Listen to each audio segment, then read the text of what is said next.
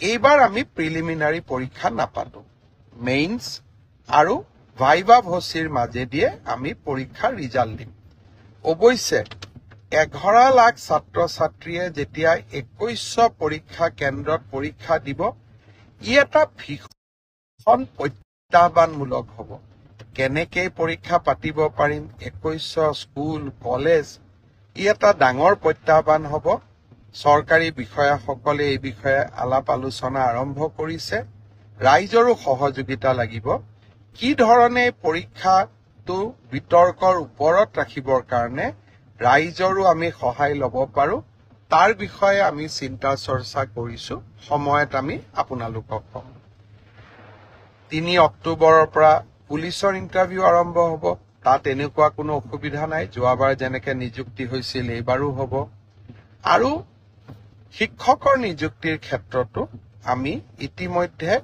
ব্যৱস্থা আৰম্ভ কৰিছো আৰু ইয়াতো বহুত বেছি বিতৰ্কৰ অৱকাশ নাই আৰু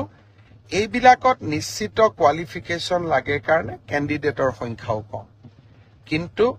তৃতীয় আৰু চতুৰ্থ শ্ৰেণীত এইবাৰ অসম্ভৱ প্ৰাৰ্থী আবেদন কৰিছে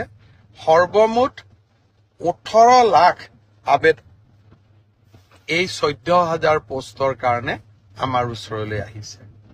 যি কি নহওক দুই এজনে সুধি আছে যে সিলেবাস কেতিয়া দিব মই অহা পৰহি বা ম্যাক্সিমাম 4 দিনৰ ভিতৰত সিলেবাস দুখন প্ৰকাশ কৰিবৰ বাবে মই ৰিক্ৰুটমেন্ট কমিছনক নিৰ্দেশ দিছো আৰু মই ভাবো যে ইয়াৰ পিছত এই পৰীক্ষা সম্পৰ্কীয় আপোনালোকে যি কথা বুজিব খোজে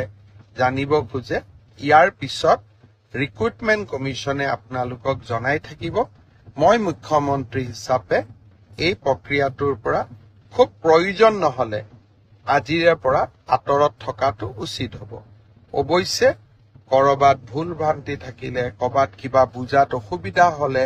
কবাত স্পষ্টীকৰণৰ প্ৰয়োজন হলে নিশ্চয় মই আপোনালোকক এই ধৰণে ফেসবুক লাইভে হওক বা সাংবাদিক মেলত আহি আপোনালোকক মই বুজাবৰ বাবে বা আপোনালোকক চৰকাৰৰ স্থিতি স্পষ্ট কৰিবৰ বাবে মই চেষ্টা কৰিম